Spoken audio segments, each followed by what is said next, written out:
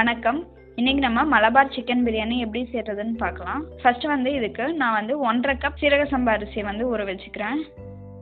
1.5 cup அரிசிங்கிறது 3 பேருக்கு இது கரெக்டாக இருக்கும். இதை நம்ம அரை மணி நேரம் ஊற வச்சு எடுத்துக்கலாம். அடுத்தது சிக்கனை மேரினேட் பண்ணிக்கலாம்.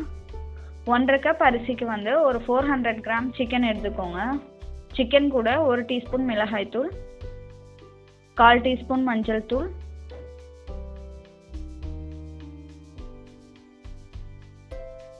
1/2 டீஸ்பூன் உப்பு, 1 டீஸ்பூன் லெமன் ஜூஸ் இதெல்லாத்தையும் சேர்த்து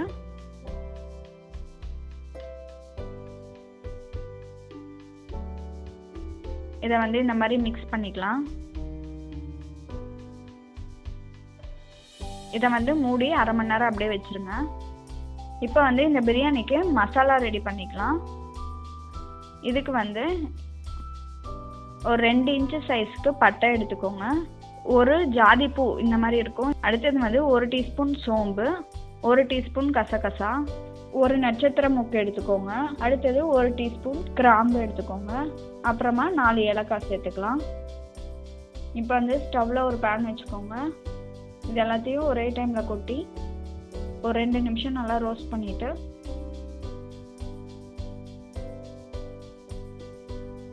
இதை ஆறின பிறகு மிக்ஸி ஜாரில் எடுத்து போட்டு அரைச்சிக்கோங்க.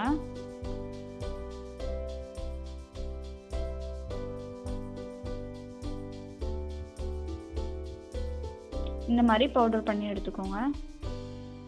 இப்போ அடுத்தது ஒரு பேனில் 3/4 கப் எண்ணெய் ஊற்றிக்கோங்க. அதில் ஒரு 20 முந்திரியை வறுத்து எடுத்துக்கலாம். இந்த மாதிரி கோல்டன் ப்ரௌன் கலர் வந்தோடனே அதை எடுத்துருங்க.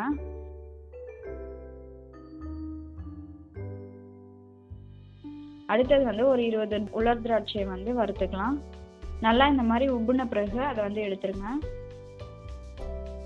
அடுத்தது இந்த எண்ணெயில் ஒரு 3 பெரிய வெங்காயத்தை இந்த மாதிரி நீள நீளமாக நறுக்கி இதையும் நல்லா கோல்டன் ப்ரௌன் கலரில் ஃப்ரை பண்ணி எடுத்துக்கலாம். இது இந்த மாதிரி ஃப்ரை ஆகிறதுக்கு எப்படியும் ஒரு 10 மினிட்ஸ் ஆகும். இந்த மாதிரி கோல்டன் ப்ரௌன் கலர் ஆனோடனே இதை எடுத்துடலாம். இப்போ இந்த வெங்காயம் எல்லாத்தையும் எடுத்து வச்சுட்டு உங்களுக்கு அடியில் எவ்வளோ எண்ணெய் இருக்குன்னு பாருங்கள்.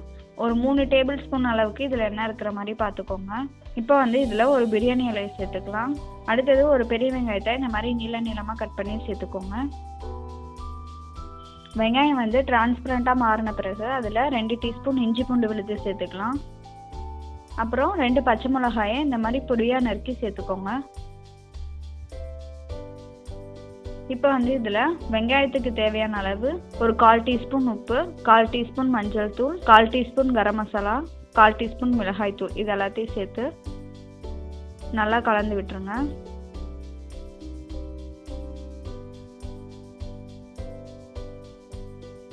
இப்போ இஞ்சி பூண்டு வாசனை போகிற வரைக்கும் நல்லா வதக்கிட்டு அதுக்கப்புறம் இதில் 2 தக்காளியை சேர்த்துக்கலாம்.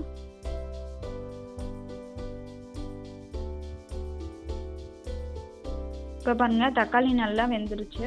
இப்போ இதில் மேரினேட் பண்ணி வச்சுருக்க சிக்கனை சேர்த்துக்கலாம்.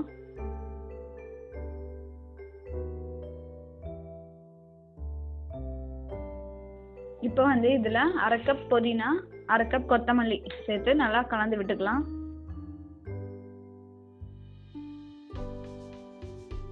இப்போ ஒரு 1/4 கப் தயிர் சேர்த்து மிக்ஸ் பண்ணிவிடுங்க.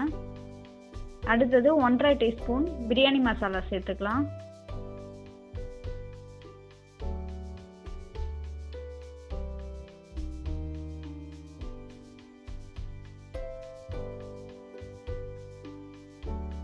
இப்போ ஒரு 1/4 கப் தேங்காய் பால் சேர்த்துக்கோங்க.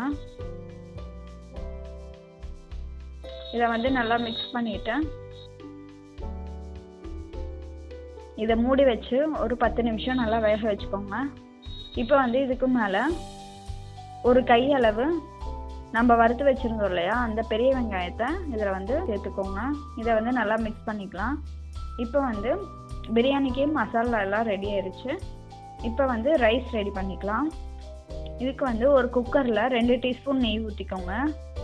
நெய் நல்லா சூடான பிறகு அதில்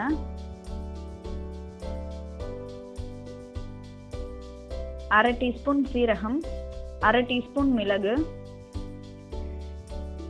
4 ஏலக்காய், 1 நட்சத்திர மொக்கு, 1 ஜாதிப்பூ, 2 இன்ச்சு சைஸ் பட்டை ஒன்று, 1 கொத்து கறிவேப்பிலை, 1/2 பிரியாணி இலை இந்த மாதிரி சின்னதாக கட் பண்ணி சேர்த்துக்கோங்க.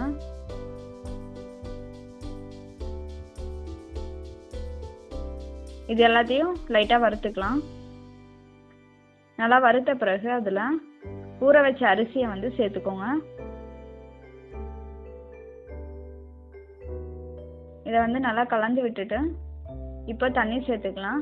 இந்த 1.5 கப் அரிசிக்கு 2.5 கப் தண்ணி சேர்த்துருக்கேன்.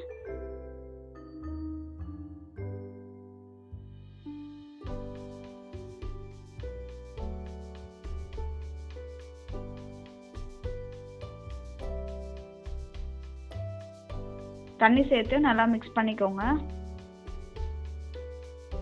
இப்போ வந்து நம்ம சாப்பாட்டுக்கு தேவையான அளவு உப்பு சேர்த்துக்கலாம். 1/2 டீஸ்பூன் உப்பு சேர்த்துருக்கேன். இதை வந்து நல்லா மிக்ஸ் பண்ணிவிட்டு இந்த தண்ணியை குடிச்சு பார்த்துக்கோங்க. உப்பு வந்து பத்தலைன்னா கூட இன்னும் கொஞ்சம் வேணும்னா ஆட் பண்ணிக்கலாம். இப்போ வந்து குக்கரை மூடிட்டு கரெக்டாக 10 நிமிஷம் இதை வந்து வேக வச்சு எடுத்துக்கலாம்.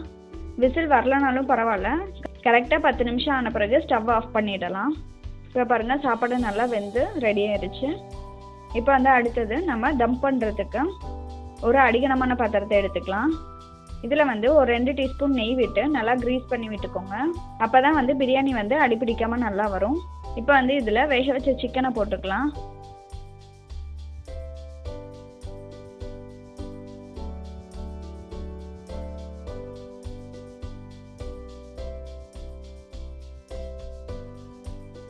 இதுக்கு மேலே கொஞ்சமாக கொத்தமல்லி இலையை தூவி விட்டுக்கோங்க. புதினா இலையும் கொஞ்சமாக தூவி விட்டுக்கோங்க. அடுத்தது வறுத்து வச்ச ஆனியனை மேலே தூவிக்கலாம்.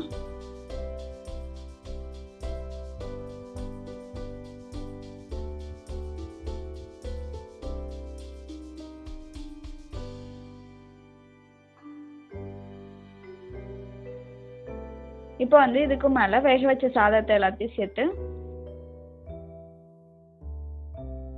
மேலே வந்து கொத்தமல்லி இலையை சேர்த்துக்கலாம். புதினா இலையும் கொஞ்சமாக சேர்த்துக்கோங்க.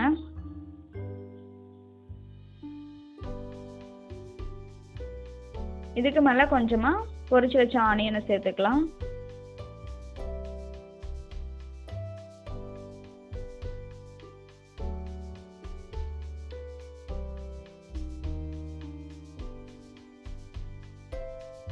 இந்த அன்னாச்சி பழத்தை வந்து நான் இந்த மாதிரி சின்ன சின்னதாக நறுக்கி வச்சிருக்கேன். இதை வந்து சேர்த்துக்கலாம்.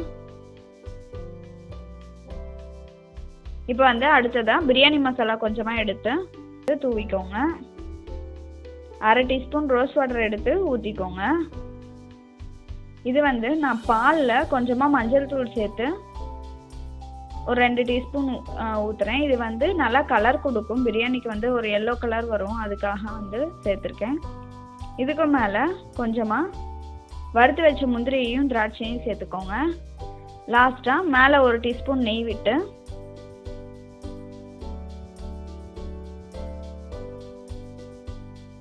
இதை வந்து ஸ்டவ் ஆன் பண்ணி தோசைக்கல்லை வந்து அடியில் வச்சு அதுக்கு மேலே இந்த பாத்திரத்தை மேலே வச்சுருங்க.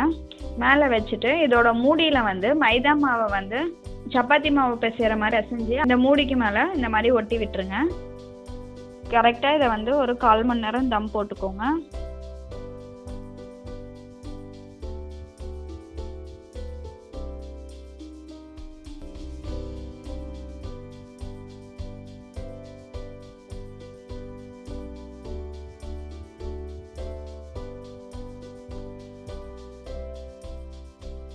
இப்போ வந்து நம்ம கேரளா ஸ்டைல் தம் பிரியாணி ரெடி ஆயிடுச்சு. நீங்களும் உங்கள் வீட்டில் ட்ரை பண்ணி பாருங்கள். உங்கள் ஃப்ரெண்ட்ஸ்க்கும் ஷேர் பண்ணுங்கள். மறக்காமல் சப்ஸ்கிரைப் பண்ணுங்கள். நன்றி.